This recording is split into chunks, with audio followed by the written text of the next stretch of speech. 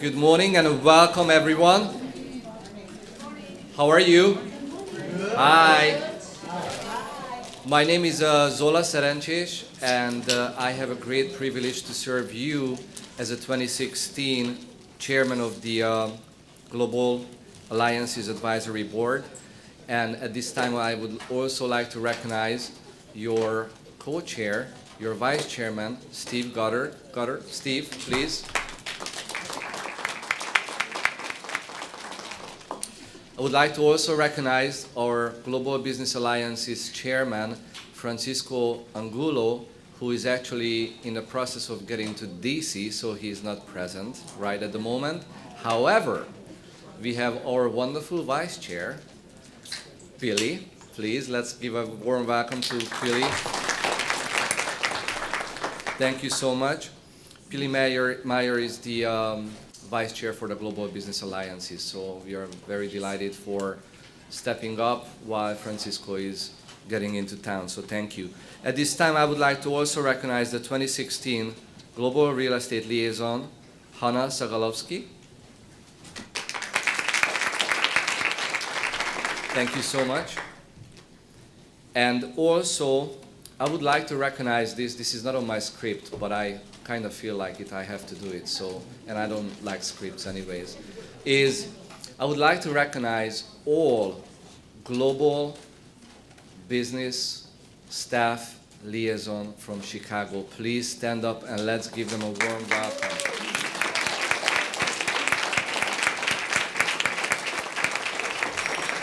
I can tell you, I've been doing this for 10 years, coming to DC for the meetings, and not because of the previous people weren't good or anything like that, but I'm telling you, this year I had more engagement with staff than ever before. So I understand they've been understaffed before, but at this time they are right on it, everything, so please, big kudos to the staff, so we really appreciate what you do. Thank you. We will have several more introductions. However, we're going to have a very tight program, so we need to move on because our speakers have other engagements, speaking engagements, so we need to make sure we follow the program as tight as we can. However, one quick announcement before we get started. I would like to mention to all presidential liaisons, if you have not signed in yet, please do so. The sign-in sheet is in the back table. To the left, for you, is on the right. And please make sure you sign in so we know you've been attending the meeting. All right. At this time, I would like to also go through really fast the agenda. As you can see, we have an excellent agenda, and we believe it's going to be very productive. We're going to have an international attendee appreciation in a minute, and we're going to learn Lobbying 101. And we're really pleased to have our guests here to present. And we're also going to recognize the new PLs. And we're going to have a success story from Philippines. They've been doing an excellent job. And also we're going to hear from the Consulate General Liaison Program and also about the IRC update. And finally, we're going to have a breakout session by regions, which is going to look like, Eastern, Central European region, Western Europe, and each region is going to be doing a roundtable discussion, a mastermind session, which I'm going to discuss to you guys later on. And hopefully we're going to get some new and very vibrant ideas how we can move forward for the years to come. So having said that, I would like to actually recognize that I'm not even sure, but Janet, is it the first time ever we have like 28 attendees for the mid-year meeting from international attendees? It's the largest international group we've ever. Oh my God, let's give it up. So thank you so much for your participation, and we understand you travel a great distance to be here with us today. So we would like to recognize you as well, and please just follow the program. We have some global activities tomorrow as well. Tomorrow night we will have the Global Night reception as well, so we are welcoming to all of those activities. So at this time I would like to recognize representatives from Austria. Please stand. Yay! Good to see you. Brazil.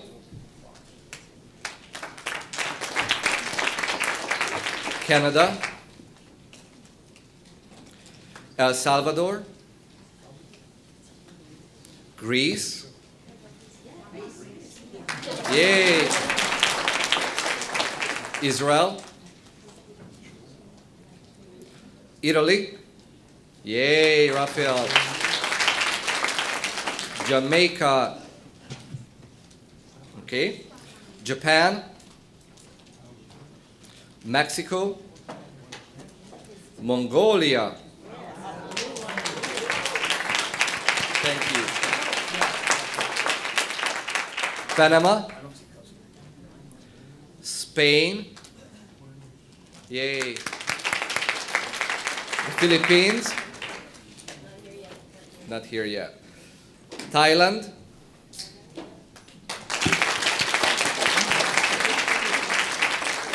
and finally the United Kingdom.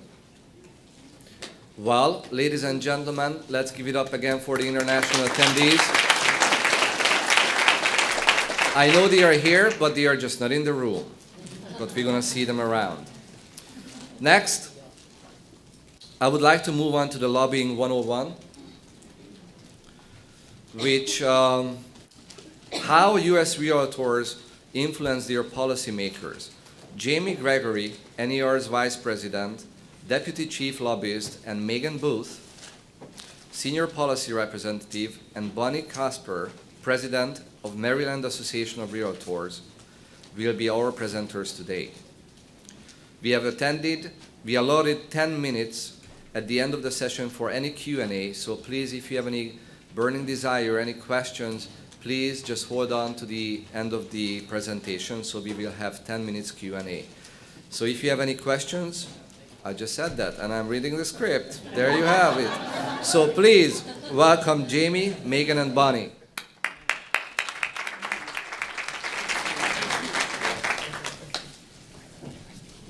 There it is.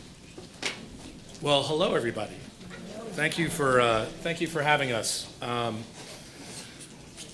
So we are going to give you some insights, or we've been asked to give you some insights on why NAR and the National Real Estate Organization is so successful at the federal level in lobbying. And really, the organization is successful at the state and local level also, and using a lot of the same methods and activities.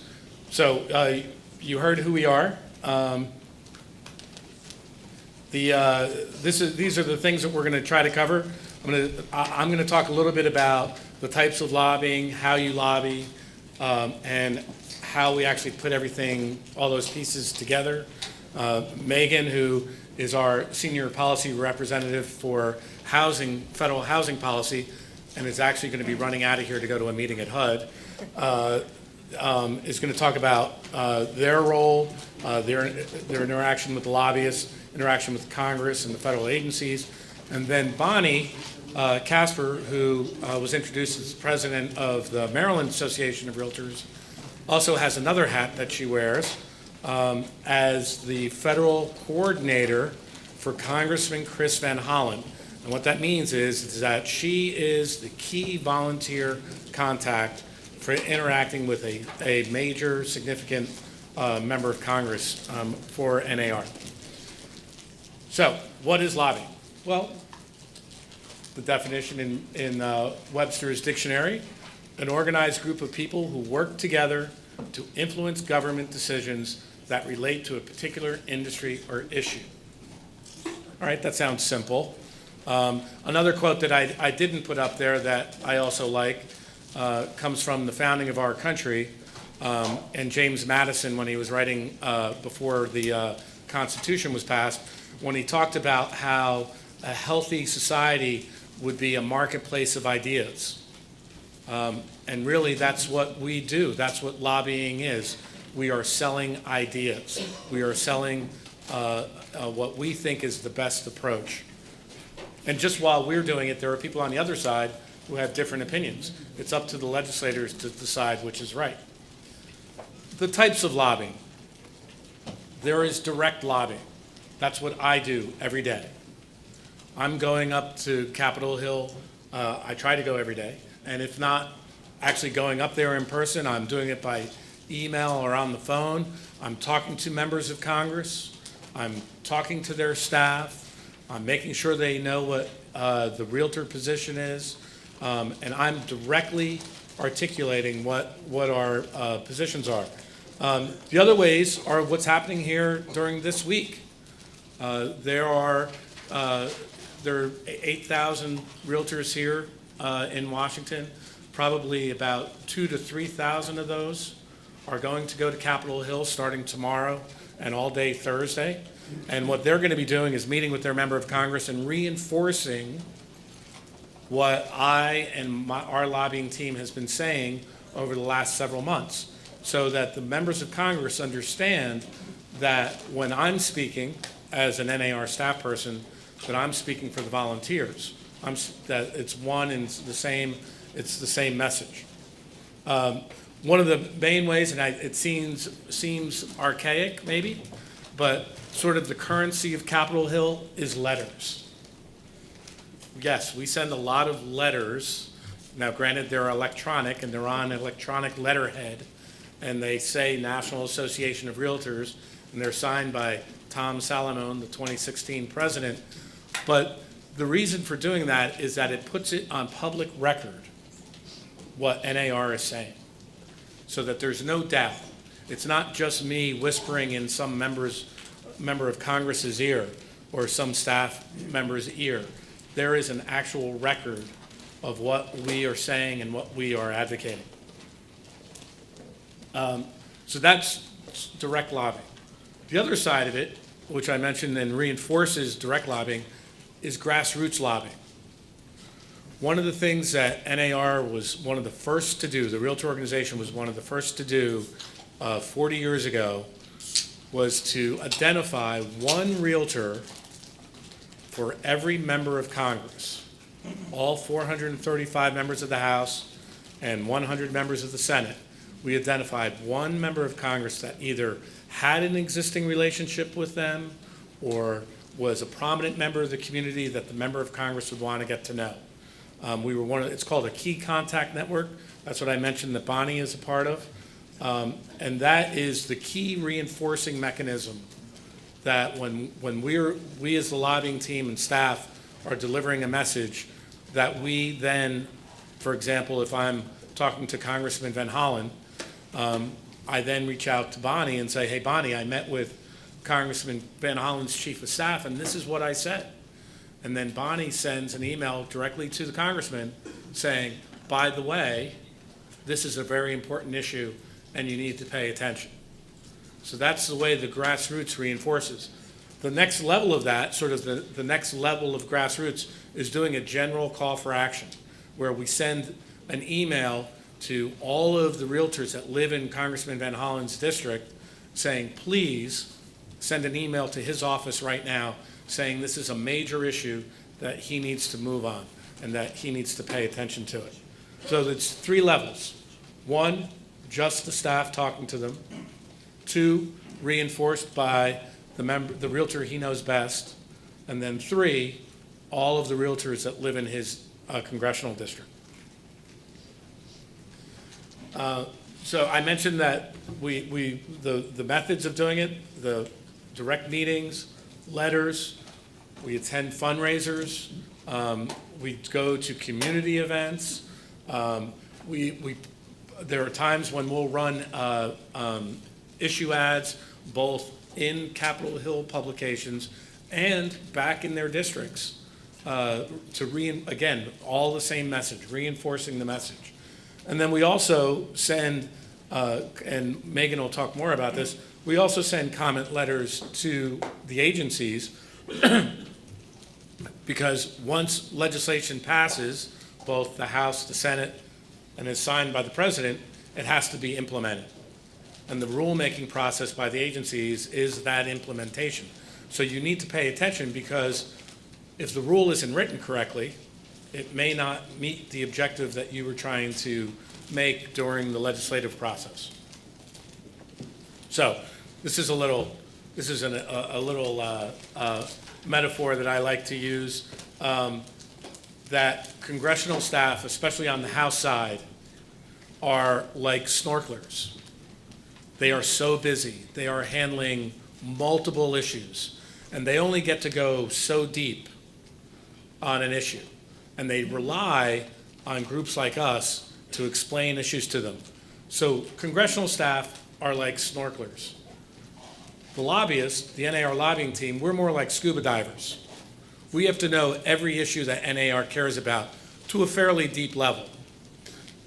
The policy staff, which Megan is a part of, they're like the deep divers with the bell helmets and the air hose with the lead boots, and they're walking along the bottom.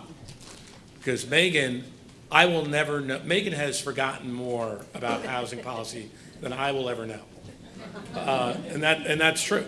And it's a tremendous resource, and people at HUD and housing staff on the Hill recognize the fact that Megan is a resource. So how do you be successful? Knowing your legislator.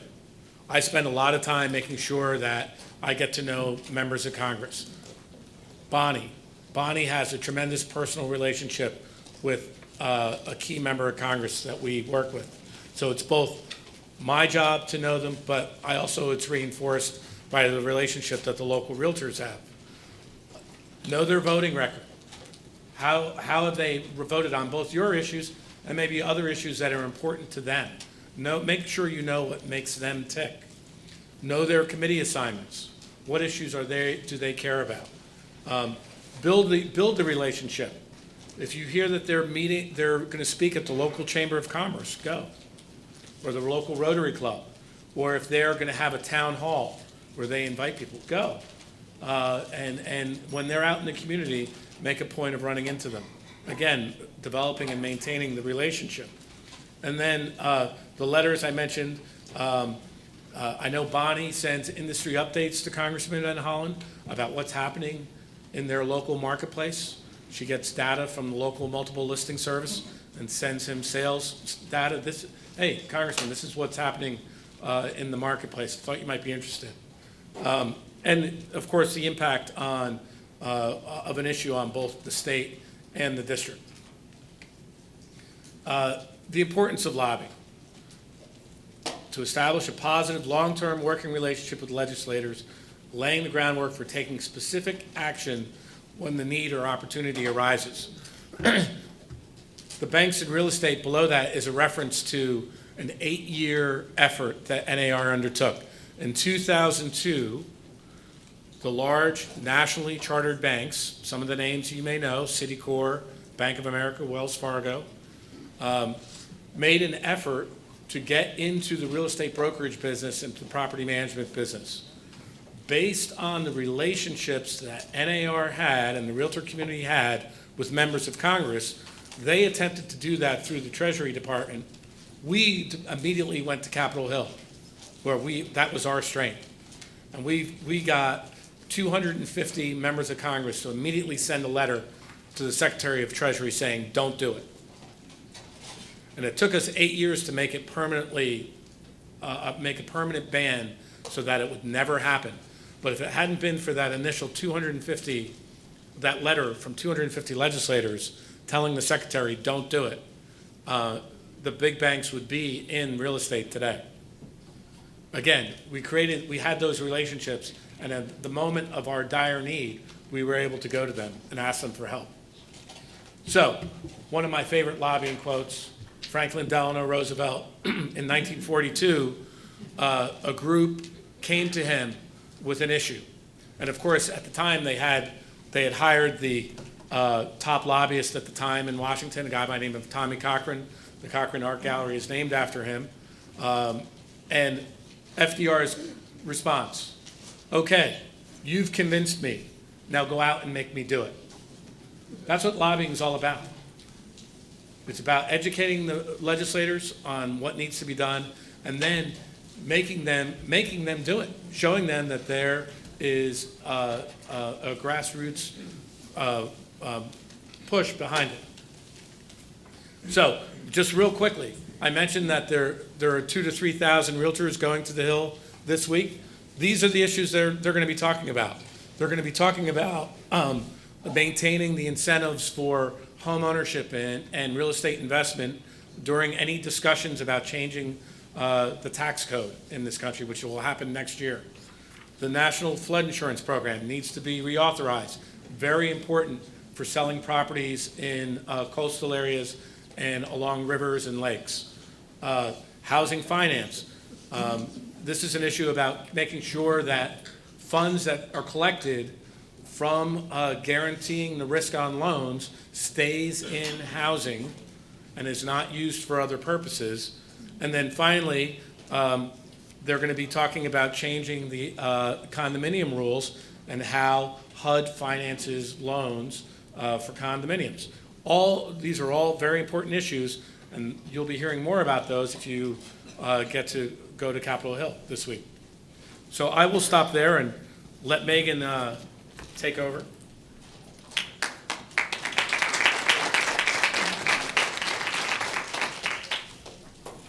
Good afternoon. So I'm going to talk a little bit about the role of policy representatives. And so what the policy representatives at NAR do is interact with you to figure out what it is that we stand for. Jamie's team lobbies this on Capitol Hill, but we have to start with where realtors are feeling about what they're feeling about a situation where they are. And so we staff the committees, all the governance committees that NAR has in the policy area, and we solicit input from those committees on how they feel about different issues that are either going on Capitol Hill already or issues that they're seeing in their marketplace that they want to address through legislation or regulation. And those committees will pick a policy recommendation and move it through NAR's governance structure. And you will see on Saturday, for example, there'll be some policy motions that are going to go to the Board of Directors. And when the Board of Directors passes it, it becomes NAR policy. So that's how we decide on where we are on issues. And when we take lots of policy, we try and do policy as early in the process as possible so that when an issue comes up, we are ready to go and we know where our members stand on an issue and what they want to change or what they don't want to happen or what they do want to happen. The other thing the policy staff do is we sort of, as Jamie said, we're sort of the issue experts. We have all different areas. I do federal housing. I have colleagues that do tax. I have colleagues that do environment. We specialize. The lobbyists specialize in relationships, and they have a set number of states that they develop these relationships with. The policy staff specialize in an issue area, and we're all specialized in what issues we deal with. So we also work with, we don't really work with congressional staff. We work with committee staff on Capitol Hill. So that's usually when you're at the point where they're writing the legislation or drafting a letter to an agency or whatever it is that we're trying to do. We sort of get more into the nitty-gritty of that when they're actually writing legislation or writing letters, so that we get into what do we really want, how does this really impact the process, and we review legislation that's out there to try and get a good idea of what the impact is going to be, if any, on our members. And so that's how we sort of work with the lobbying team on that. We do with the committee staff what they do with the personal offices developing those relationships. So we draft letters to members of Congress. As Jamie said, that's a big thing we love to do. We send letters to Congress all the time, probably several a week, it seems like, on different issues that we care about. And so the policy staff, we draft those letters to go up to the Hill. We also draft testimony whenever whenever a realtor testifies on behalf of NAR before a congressional committee. It's the policy staff that are drafting that legislation. We also do the talking points. So the talking points that everybody's going to Capitol Hill with this week, those were drafted by the policy staff. And we also do issue briefs. We try and keep a live version of issue briefs on our website that are sort of cover all of the issues that we think are sort of going on in Washington, whether it be regulatory or legislative. We try and keep those updated constantly with sort of where things stand, what's going on with them. So if you ever have a question like, hey, I wonder what's going on with down payment assistance programs, you can type that into Realtor.org and you should get the issue summary for that issue. And the policy staff write all of those. And again, we have the relationship with the committee staff on Capitol Hill, all the different committees that impact real estate, which is actually quite broader than you would imagine. And we develop that relationship, and we try and serve as a resource to that committee staff. So let's say they're working on some new bill, they might call us up and go, hey, does NAR care about this, or does NAR have any statistics or research that would help us on that? And we try and serve as a resource for that kind of information. We have a fantastic research and economics team that we work with at NAR that can get us lots of information that we can help supplement what we can provide to Capitol Hill, and that also makes us. It's as Jerry always likes to say, it's good to make your friends before you need them. If we can serve as a resource to them when they need information, when they need research, when they need data, if we can be a resource to them, then when we're going up and asking them for something we need, it's not as it's a two-way street there. So the lobbyists have to know all of the issues. They sit on the different, we have issue teams. So each policy rep is on an issue team, and the lobbyists also rotate amongst the issue teams every 2 years with the congressional cycle, so that they get to learn about all the different issues that we do and get a better understanding of each of the issue areas. So that when they're up on the Hill and they're talking about, because they have to talk about everything. I only go up on the Hill to talk about FHA, VA, rural housing, multifamily. That's it. I don't go talk about tax. I don't go talk about environment. They have to talk about everything, so they have to have a general understanding of all of the issues, whereas we have just specific areas. We also have policy staff that have developed relationships with the federal agencies. So this was a new area that NAR started about 10 years ago. We had been doing it to a degree, but not in sort of an informal way. And so NAR decided there's a lot that goes on with the agencies. Just because a law got passed and we think it does a certain thing, the agency doesn't always interpret it that same way that we would. So we decided to create a whole division that just handles regulatory issues. And so there's policy representatives in the regulatory area as well. Each policy staff has a counterpart in the regulatory area. So for example, my counterpart, Sahar, she has relationships with HUD, with VA, with rural housing, with the staff at the agencies, so that we can continue that relationship when a bill is being passed. As Jamie said, once it gets passed, it goes to the agency to implement it. And so we want to keep up that relationship with the agency to make sure it's going in the direction that we want it to go in. At the same time, if they put out a regulation on something we don't like, we need to start lobbying that agency to try and make some changes to that policy. So for example, these are some of the issues that we've done on the federal lobbying side. FHA mortgage insurance premiums. Several years ago, we thought the FHA mortgage insurance premiums, well, we didn't just think it. They were way too high. In fact, they were historically high. They remain historically high today, but through our lobbying efforts with HUD, about a year and a half ago, we got them to reduce those premiums dramatically through rulemaking. And that was because of the lobbying efforts we had been putting in with the agency. On condos, for those of you who were at the session this morning that HUD Secretary Casper spoke about, we've been working with FHA for probably 8 years on FHA condo policy. And at the annual meeting last year, the FHA commissioner spoke about some changes they were making to the condo policy, which were helpful, but small. And so we continue to lobby them to make major changes. And Secretary Castro this morning announced at one of the sessions that they have a proposed rule that is under agency review right now and should be coming out shortly. So that's been a long-term effort.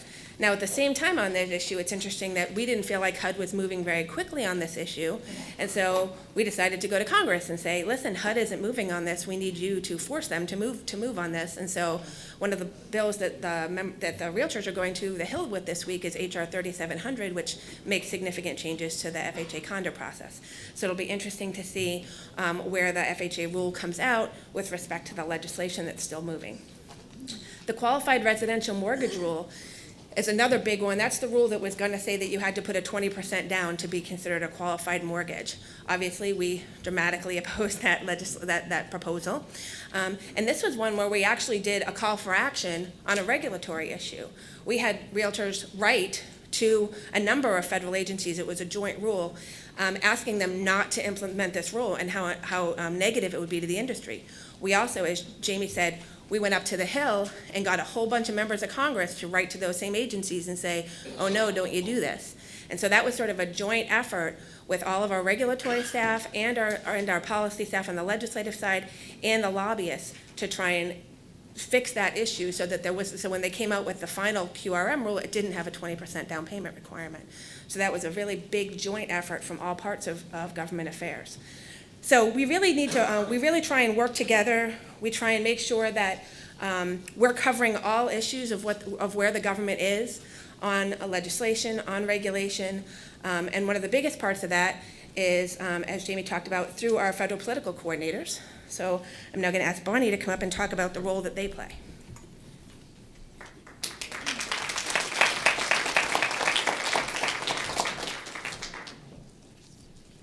Thank you, and good afternoon.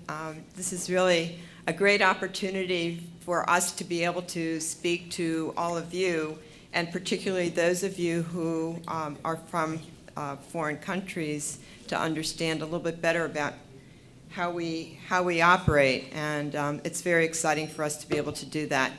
The Federal Political Coordinator is a unique setup that NAR has, and I've really excited to be able to be one.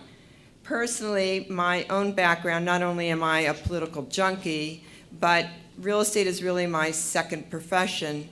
I started off in life having worked on Capitol Hill and having worked for a regulatory agency. So when I realized how active NAR was in working with Congress, I immediately thought, wow, well, this would be a great opportunity if I could find a role in it. And so this has been very exciting. It's very nice of people to think that we're all experts on all the issues, but believe me, we're not really experts on all of the issues. But we do have personal relationships, and that is key to being an FPC. And Congressman Van Hollen, as Jamie mentioned, was in the state legislature prior to becoming a U.S. congressman, and I've known Chris Van Hollen since those days in the early 90s. So we have had quite a relationship through many years, and so this is sort of a natural for me to be able to be his FPC. When it says attend legislative meetings in May, those are these meetings, participate on the Hill visits, yes, that's really sort of the formal side of what I do. Giving the local perspective on what is going on in real estate, as Jamie said, he meets with Congressman Van Hollen or the different congressmen or congresspeople and their staffs regularly. And he talks about what are the bills that are going through Congress. When I meet with Congressman Van Hollen, oftentimes it's, well, he wants to know what is the impact of this legislation that your lobbyists are talking about. What is this going to do to the market in my congressional district? What is this going to do to the entire real estate industry? It may be what's it going to do to title attorneys, what's it going to do to the ancillary businesses that feed off of the real estate transactions. And Congressman Van Hollen is very steeped in tax issues, and so there's a lot of this that he wants to know about. He always has a lot of questions. And his staff, I might add, is always very up to date and very knowledgeable about the issues, and so we have a very good relationship in terms of talking about what is the impact on his congressional district. I do respond to calls for action. We try and get all of our members to respond to calls for action, but particularly our FPCs. Part of the RPAC process, part of the PAC, part of the whole election process that we have in the United States, of course, is being able to give political action committee or PAC checks and donations, investments to members of Congress, and that is also part of my responsibility to be able to deliver that to them. And attending local events with the members of Congress, this is really key to so much of the relationship. It's not only attending events that the congressman might have, but it's also finding events that we may want him to attend. For example, one of the things I've done with Congressman Van Hollen over the years is I'm a member of the local Rotary, and I have him come once a year and speak to the local Rotary. I have him come to the local associations, the local Realtor associations events, and we have started what used to be just a legislative day. It is now including the congressmen who also represent the district, and so he comes there to speak. So it's important, and it's important for him, and he appreciates our ability to get him in front of various audiences, as well as our attending events with him. So this is the strong personal relationship that started when he was in the state legislature, and it has continued as he's been a congressman. And when I talk about boots on the ground and raising money for his campaign, oftentimes you will hear a congressman or any political official talk about, yes, it's great when we are able to invest in their campaign by giving money, but really volunteers are key too, and being boots on the ground. I make a point of volunteering every election day, be it primary or general election, working the polls for Chris Van Hollen, handing out literature, making phone calls, going to subway stops. This is the way we do it, and this is a part of what helps him with his campaign, and I believe that it's very important for us to be the boots on the ground as well. Resource on policy issues. Just as we were talking about, it's key for us in our policy division to always be a good resource for information, and it's certainly Jamie as well. We need to be the go-to person. We need to be those people who, when they have a question, I oftentimes get a call from the local staff for the congressman asking me questions about things that they're not as briefed on as their Hill staff is, but that come up when constituents call and ask questions. And oftentimes they'll call me and look for answers. And teamwork with the NAR Lobbyist, it's a little different, I guess, for me, but maybe for some others in Maryland. The 8th Congressional District happens to be the one that abuts the District of Columbia. So it's Montgomery, most of Montgomery County, a little bit of Frederick, a little bit of Carroll counties, which if you are not familiar, I don't really know why you would be, except for Bill Armstrong, who's sitting here. It's the one that it just is literally, you go over the line and there you are in Chris Van Hollen's congressional district. So when we talk about teamwork, Jamie and I team up quite a bit. We go to the Hill together, we've been to his Rockville office together, and that way we can sort of expedite the process with the congressman, who's always very busy. Jamie can talk about where things are, who's introducing what bills, and then Chris Van Hollen can turn to me and say, whoa, well, what's that going to do?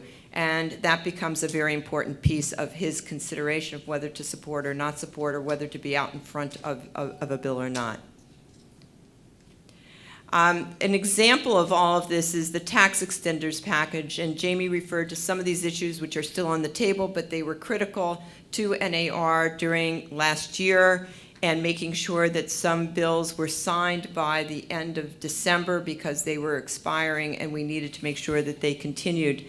And so we stayed in constant contact with each other, Jamie and I did, and with the congressman and his staff.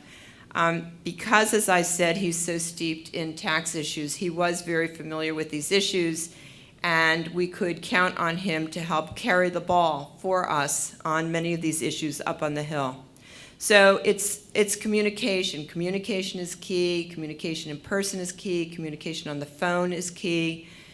They don't always have time to sit down and talk to us, but they do want to know that if it's critical, they can reach Jamie, they can reach Bonnie, somebody can reach us on the phone, or with a quick email and say, what do you know about this amendment, or what do you know about that amendment? So where does this lead us? Where does all of this process? I mean, I'm sort of the third leg of this three-legged stool, and Congressman Van Hollen just ran in a very competitive race for the U.S. Senate seat. Senator Mikulski just had announced her retirement, and so she was senator from Maryland, and Chris Van Hollen decided to get into the race. So did a congresswoman decide to get into the race, and it was a very tight race between the two of them. It got to be, quite frankly, a little bit nasty at times. We always stayed on the upper road with all of this. But we clearly had a vested interest in trying to help Chris Van Hollen win that primary race. And so in my conversations with Jamie and Scott Ryder, who works with the PAC, we talked about this, and Jamie and Scott took it to the federal PAC and they decided that, yes, we were going to support Chris Van Hollen in this race, and we did it, and we did it right. We won the race. He won the race, I should say, because he ran very, very hard. He never stopped running. And what we did was we had mailers, we did TV spots, we had fundraisers for him. He was one of the candidates in President's Circle, and so individual members were able to support him. And I know a lot of people had come up to me and said they actually maxed out on President's Circle for Chris Van Hollen because everybody really appreciated the fact that he was always out in front and he was truly a realtor champion. I think as we look around Congress, there are many of them, but none of them did we think deserved it more than Chris Van Hollen. And I was very proud to be able to say that I was chairing the Maryland Realtors for Chris Van Hollen because he has been exceptional. So with that, I will, open it up for questions. Jamie and I are here. I have no idea what questions you might have, but I'm assuming you probably have some. So please, ask away. Way too many hats. I got a question. Okay. You mentioned, or one of your presenters mentioned earlier that the FHA mortgage insurance payment had been dramatically reduced. When did that come in effect, or when will it become in effect, and from where did it drop to what? So it went into effect 2 years ago, a year ago? Okay. Or a year ago? About a And year it ago. dropped the upfront premium? Right. Right. We're still working on dropping the annual premium. Actually, it was done by the But for how president. much? Do we have any idea? I'm sorry? Do we have any idea how much it's going to drop, or? How much it did drop? Yeah. About a 0.5%? It was, I think it was a 0.5%. About 0.5 percentage point. Okay. Thank you. That's it? Really? I feel obligated to ask a question. So how one become an FPC such as yourself?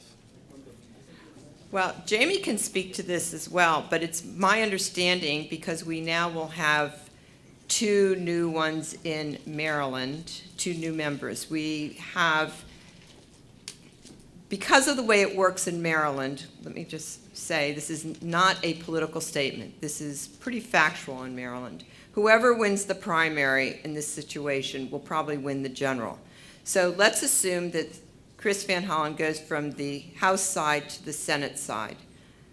I probably will move with him to be his FPC on the Senate side. But there was also a race to replace Chris Van Hollen on the House side. And a gentleman named Jamie Raskin, who had been a state senator, was the one who won that race. And in fact, that was very competitive as well. There were probably 8, 9, 10, I don't know, candidates in that race. But he did win that. So there will have to be an FPC for him. Similarly, Donna Edwards, who ran against Chris Van Hollen, there will be somebody to replace her now in the 4th Congressional District. So we'll have 2 new members, essentially, in the delegation. It's my understanding that it is the current president of the state association who makes the recommendation to NAR, and then NAR and I have conversations, and that person is then chosen. So, I may have skipped a spot. Yeah, to answer it, maybe a different facet of it. The objective is to find realtors that have personal relationships. Right. Over the years, we've had the college roommate who is a realtor.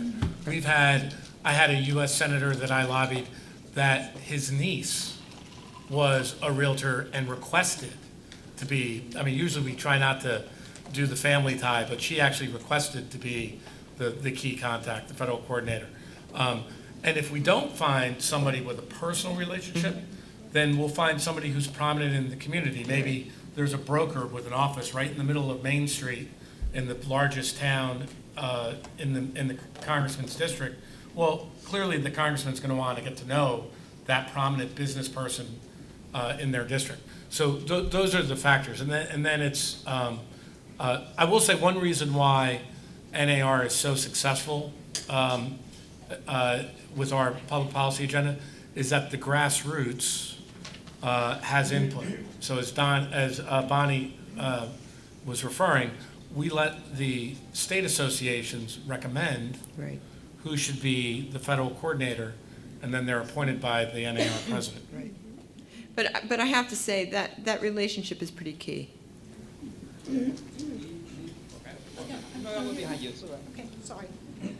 My question is for the foreign visitors that we have here, where they do not have this established format. How does an association in a foreign country where there is no groundwork like we have, how do they start? Where do they start?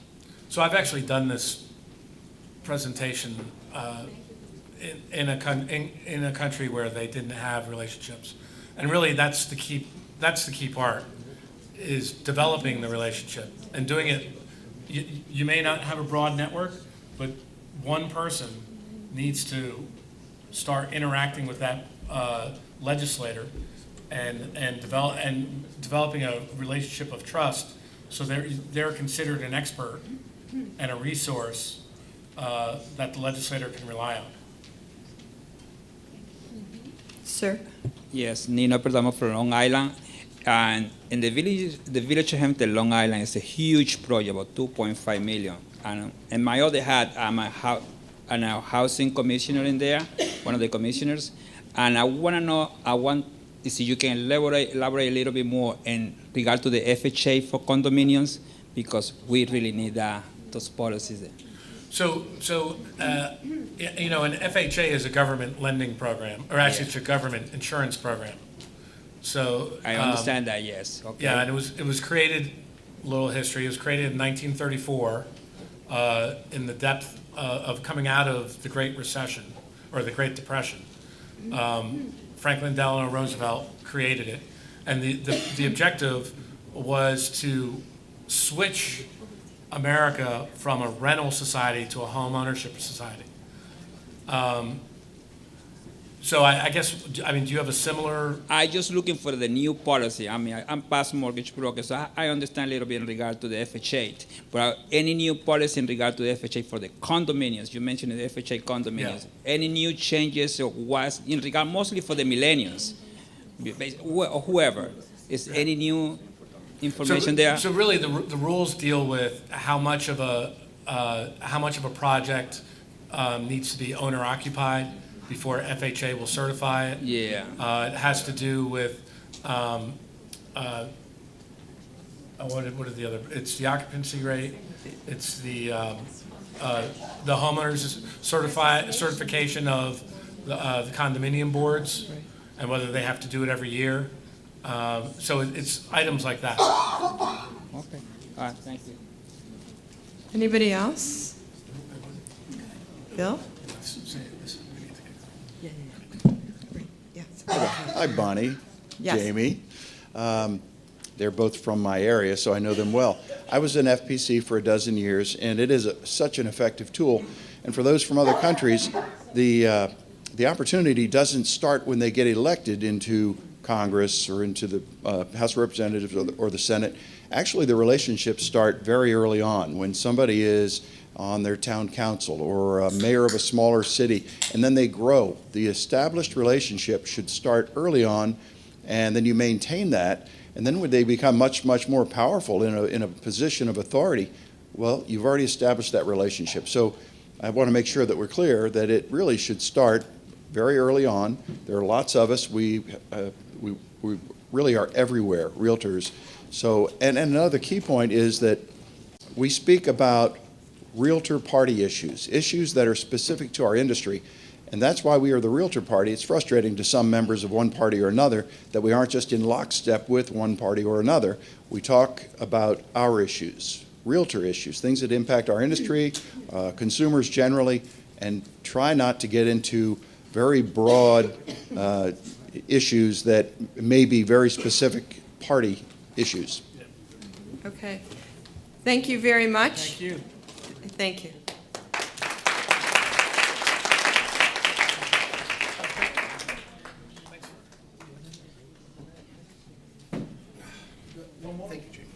Excuse me. Sola. If you would allow just one moment, I just came from the meeting of the Regulatory Issues Forum, and they had the U.S. Secretary of Housing there, and he too announced that they are revamping all the rules with regard to HUD-approved condo associations, especially for millennials, and that'll be rolling out in a short period of time, so keep your eye open for that information. Thank you. Okay, now we're going to thank you, Jamie and Bonnie, and Megan's already left, so a round of applause. Thank you. So it doesn't do you any good if you don't take this and take it back and use it. And for those of you in foreign countries, our partners, this is all being taped. So we'll have a tape for you if you'd like, and that can help you. Following up on what Bill Armstrong said, and a few of you, you know, you start out on the Planning Commission. You get to be their friend and tell them about real estate and where we're trying to put private property rights. Then they get to be the mayor. Then they get to be the assemblyman. Then they get to be the congressman. Then they get to be the senator. And for instance, on the short list for, I was the FPC for Jane Harmon in California. She's on the short list for vice president for somebody. We also have somebody who is an FPC for somebody who is a senator in New York, who probably has loaded them up with real estate information. We also have, unfortunately, we don't have an FPC that was with somebody else that's running for a big office, but that person happens to be in real estate, so we would expect him to understand how real estate works, especially 1031 exchanges and capital gains and all that stuff. So I don't think we need to push him any farther. He's probably been pushed enough. Okay, getting off that subject. Let's introduce our what are these people? Let's see, they are our 5 regional coordinators. So we have 5 regional coordinators for the world. So